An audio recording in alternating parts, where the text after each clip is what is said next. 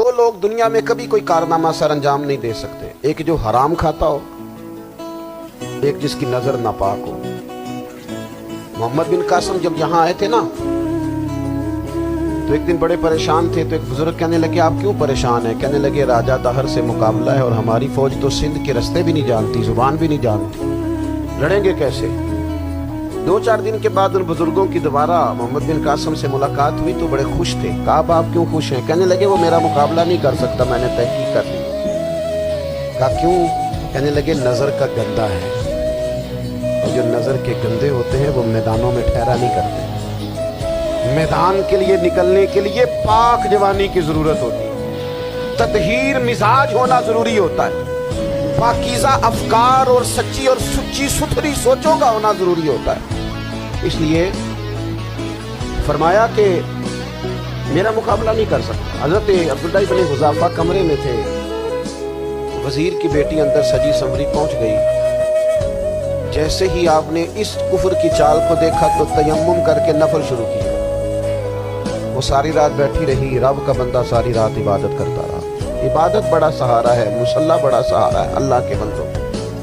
صبح دروازہ کھولا، وزیر نے اپنی بچی سے پوچھنا چاہتا تھا رزلٹ کیا نکلا، تو کہنے لگی پیچھے ہٹ جا، اب تیرا میرا تعلق کوئی نہیں، میں نے نبی پاک کا کلمہ پڑھ لیا۔ اس نے کہا میں نے بھی زمانہ دیکھا ہے، پر یہ کیا لوگ ہیں، کستوری کے بنے ہوئے، سندل سے دھلے ہوئے، کہ میں ساری رات کمرے میں رہی اور 100 اور 1000 آدمی جس جوان کا مقابلہ نہ کر سکے، اتنا طاقتور جوان کمرے میں رہا اور اس نے نظر اٹھا کے نہ دیکھا۔ او کچا رنگ للاری والا جڑا چڑھدا تے لیندا رہندا ہے، اے عشق تیرے دا رنگ محمد چڑھیا پھر نہیں لیندا۔ میں کہا ایک دفعہ نظر اٹھا کے نہیں دیکھا، کمال ہو گئی۔ اتنے بڑے لوگ، اتنی بڑی سعادت مندی، فیروز بختی، معاملہ فہمی حد ہو گئی۔ اللہ اکبر۔ دوستو، بادشاہ جب پوری طرح ہار گیا نا، اسے کہا مار دو۔ تیل گرم کیا ایک کڑاہی میں، اور جب آپ کو اس میں ڈالنے لگے تو آپ کی آنکھوں میں آنسو آ گئے۔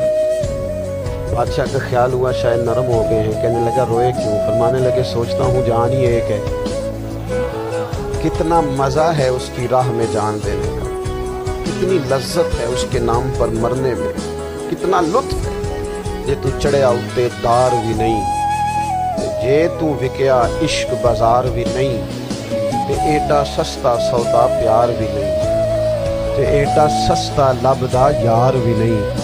کئی جنگل گانے پیندے نہیں، کئی دوزخ لنگنے پیندے نہیں، جے وہ اس ملوں بھی مل جاوے، اے تو سستا ہور بپار بھی نہیں۔